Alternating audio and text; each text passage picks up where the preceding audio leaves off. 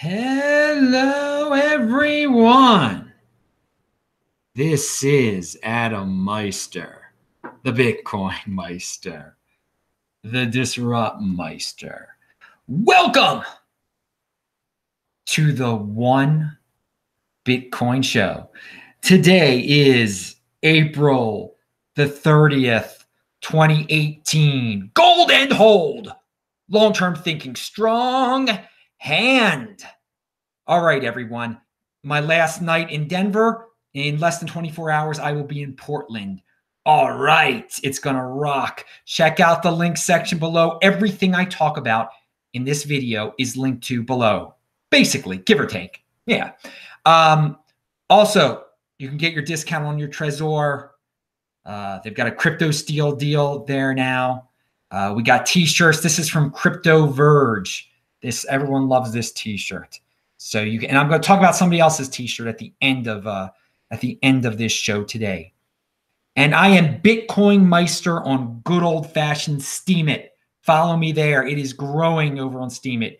You can monetize your creative products, your thoughts over there also. Turn your Steem into Bitcoin like I do. All right. And also, I'm on Twitter. I'm TechBalt, TechBalt. Follow me there. You get exclusives throughout the day, including a funny tweet I just tweeted out that you'll just have to check over at TechBalt to see what I'm laughing at. It's about North Korea and Bcash at the same time. All right, so here, Poloniex has an announcement, and I linked to it below. We have received some questions on the upcoming Monero hard fork at block 1564965. We plan to pause Monero deposits and withdrawals starting at 5 p.m. Eastern time on April 29th, which was yesterday, and re-enable once the network stabilizes. We do not plan to support MoneroV at this time, but you can choose to move your Monero to an exchange that supports multiple Monero forks. Stay tuned for more information on how we plan to approach listings, forks, swaps, and airdrops on Poloniex going forward. Okay, so Poloniex is about to develop a policy toward crypto dividends, airdrops, whatever you want to call them, forks. But it is interesting they're shutting down Monero for this MoneroV fork, which is going to either happen on May 2nd or May the 3rd. And I'm fascinated by this because it appears this is going to be the biggest non-Bitcoin fork ever. I mean, so far, excuse me, so far, because Poloniex is shutting down Monero for this. So that's pretty big if they're going to do that. Will the price of Monero pump in the next few days with people trying to own Monero at the time of the fork so they get their free MoneroV? We shall see, won't we? This will be interesting because it's been controversial, but good luck to the MoneroV people. They've been polite. You know, they've reached out to me. They've answered my questions when I have contacted them, and they've received their share of FUD out there. But we'll see, May 2nd or 3rd.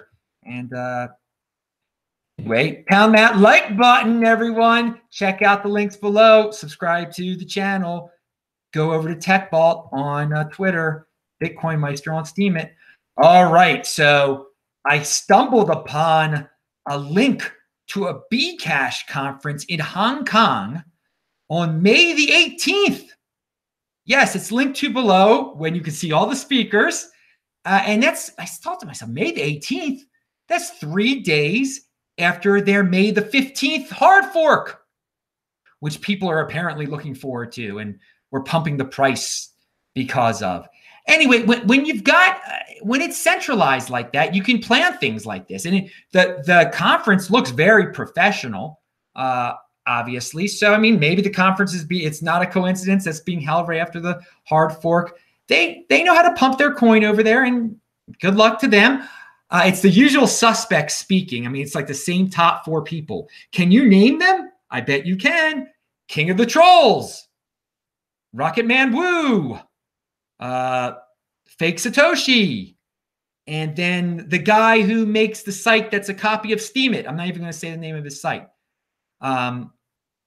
Anyway, Yeah, those four guys. And again, Rocket Man Wu is respected in Asia. Okay, we've been through this before. I've had people tell me this from Korea. When he gets behind something, they don't in Asia, in Korea, in Japan, wherever, China, Hong Kong, they don't have the same. In our English speaking crypto space, there's a lot of Bcash hate, and there's some. Again, I'm no fan of King of the Trolls. Obviously, I don't say his name. But over there, it's a different world. They have respect for Rocket Man Wu because, partially because he's Asian. Asian people, they don't have Asian guilt. There's in Western society, there's this white guilt thing. You can't like a person. In Asia, they bond. He's a Chinese guy. I'm Chinese. I like him. Let's go. Let's do this. So whatever, deal with it. So, but again, there's a different feelings over there. So if you're shocked. And again, in the English speaking crypto space right now, there's a lot of talk about suing aspects of Bcash. Well, Bcash could just all of a sudden just focus everything on Asia if they want to. And Asia is pretty darn big. And maybe they already are, to tell you the truth. They've had other events out there. Hey, man, they could be totally successful if they just focus on Asia and abandon all the English speaking people. It's not. It would probably be good for them. I don't want to be giving them advice or anything like that. King of the Trolls lives in Japan, so he's already out there. Now there is a fifth speaker. I know there's a lot of speakers, but there's a fifth guy who I think might be the number 5 guy in Bcash now. And he's a guy I like. He's a guy I respect. He's a guy I know. Lorian Gamarov is speaking there also. And he is a friend of mine, of course, and he's been on the show before. So I bring him up, and maybe he's not the 5th most popular guy in Bcash. He's listed prominently there. He's doing some good things with his company, CentB. You can look him up and everything. Again, you go to the link below where he's speaking at.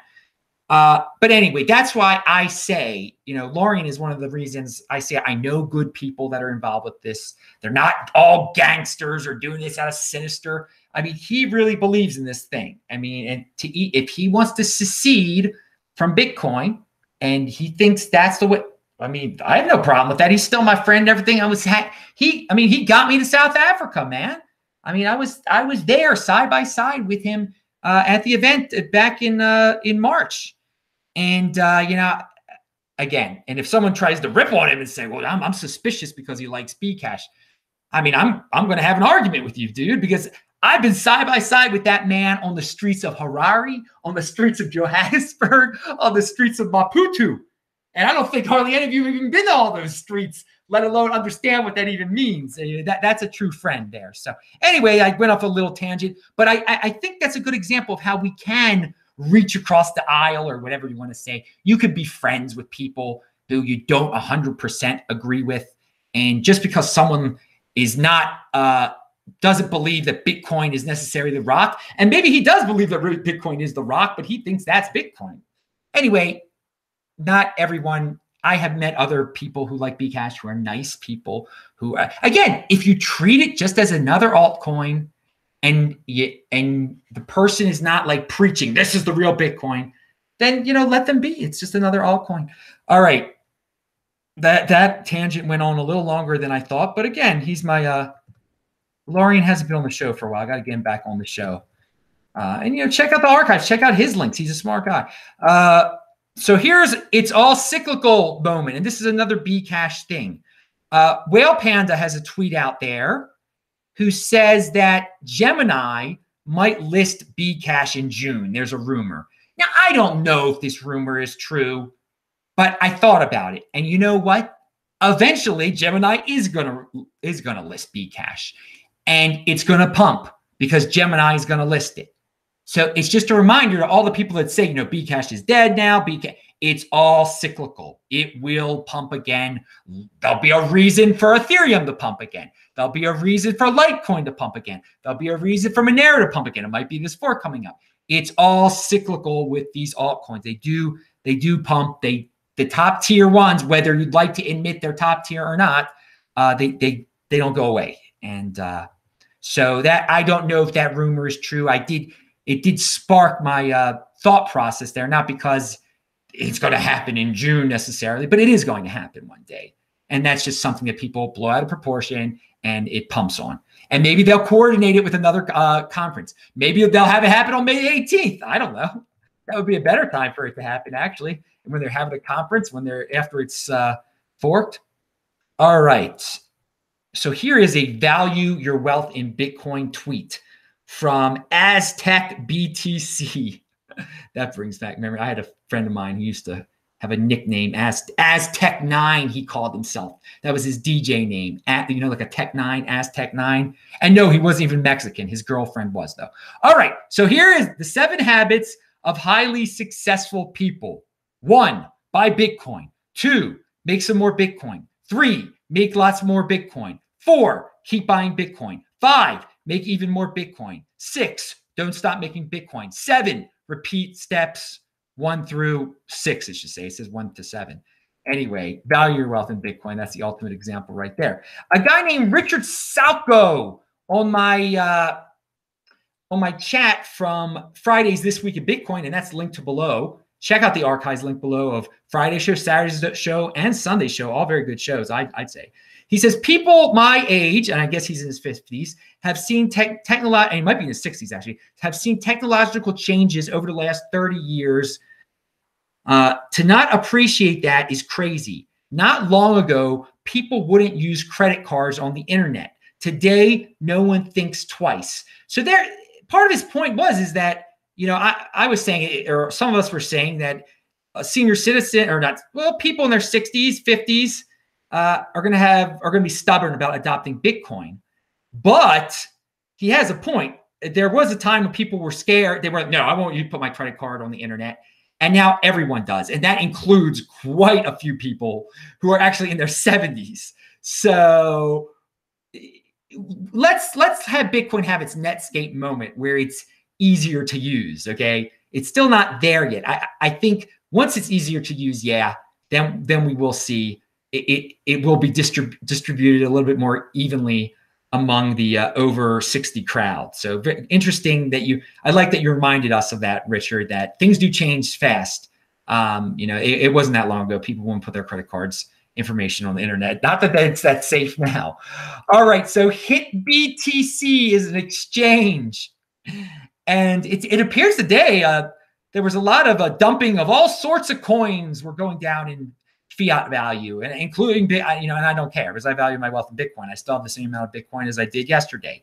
But HitBTC, I linked to this below, is now listing Bprivate, and Bprivate's price surged in terms of Bitcoin, which is how you should value your wealth, because Bitcoin was going down. It went up. It was the only thing going up today, and that's because it was listed on HitBTC, which again shows that if you're a crypto dividend, if you're an altcoin, that these exchanges are still the kingmakers, and you got to have it all lined up before you debut to get onto these exchanges. Now, I believe MoneroV is already scheduled to be on HitBTC, so that's pretty good. And in the Bprivate Reddit, someone left this funny joke, and I don't think they meant it as a joke. Rhett leaves and good things happen. Laugh out loud. Coincidence? And the next person says, I think you have made a very good point. I'll leave it at that. It is a little odd that the listing happens 2 days or a day after the guy leaves. I mean, again, people are saying it was that some of these exchanges had issues with him. I don't know. They shouldn't have had a figurehead, and exchanges should not have thought they had a figurehead. I've interacted with plenty of dudes over there. There's plenty of guys working on Bprivate over there.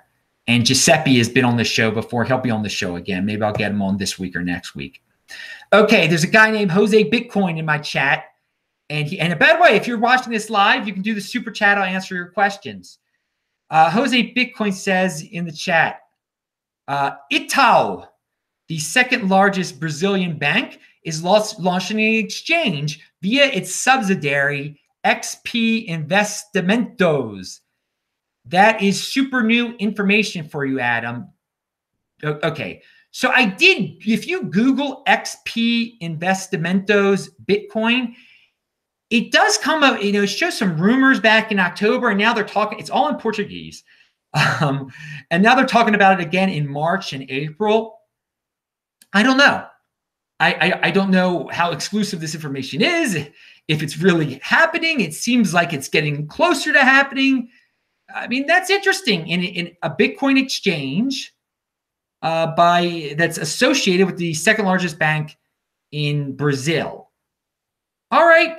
By the way, dudes, I've been to Rio before. Was there in November of 2015. Just thought I'd point that out. And yes, it's harder for an American to get into Brazil than Uruguay, Chile, and Argentina. And that is Brazil's fault. They make you get a visa. Not a good idea, Brazil. Hey, but I do have a 10-year visa to go to Brazil now because there's a reason I had to go there. Anyway, and it was interesting. Sorry, man. I prefer. No, I'm not gonna. I prefer when the country makes it easy. You know, you start out with a bad taste in your mouth when you're in a country. And Rio is very crowded. It's very, it's kind of dirty. I prefer, Buenos Aires and Montevideo. But hey, again, I'll return to Brazil if you want me to. Check out another city. All right, enough Brazil talk. But no, Brazil has horrible financial problems every 5 years, every 10 years, their leaders are corrupt. So I want the dudes, and I love the Portuguese culture, man. I love Portugal. Mozambique I've been to, and of course, Brazil I've been to, and I want everyone in all three of those countries to take advantage of Bitcoin, especially Mozambique and Brazil, where it's just horrible financial policies. And if you get a hold of Bitcoin in Brazil, and especially in Mozambique, you're going to become elite real fast over there, real fast. All right, and it's clear you're a 20%er if you can manage to get your hands on Brazil and be a citizen of one of those countries. Get your hands on Bitcoin and be a citizen of one of those countries. And yeah, man, I'd want to get a piece of Brazil too if I valued my wealth in women still. Okay, so value wealth in Bitcoin. Bitcoin. Here is a tweet from. Jose also says, Bitcoin is the foundation of the skyscraper. I like that, Jose. I like that a lot. You should create Bitcoin sayings. There is this dude from Baltimore with spiky black hair. He creates all these Bitcoin sayings. I really like to watch that dude's channel. I mean, he really is loyal to the Orioles too. My God, that guy. Whew. Okay, so the Trezor just added a feature so you can check your seed without needing to wipe the device. And I have known many a paranoid person who want to make sure their recovery seed is really their recovery seed, but it hasn't been easy to do so in the past.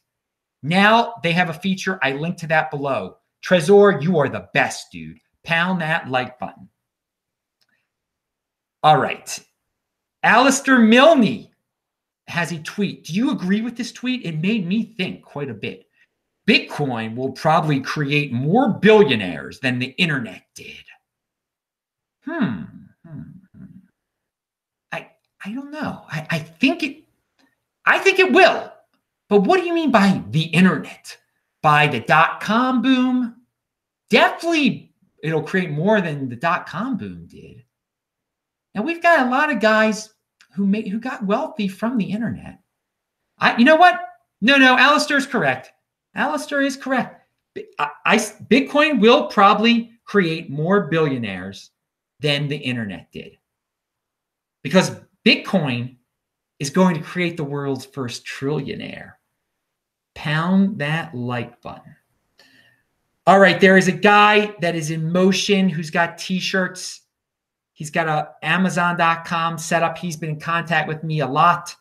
I linked to it below. He's selling one Bitcoin t-shirt. Give him some props, man. He's in motion. He got in touch with me. I've been in touch with him about quite a few things. He asked me questions. You know, he's a good guy. So check out. I don't have his shirt, but check it out. You can see his shirt. He sells it on Amazon.com.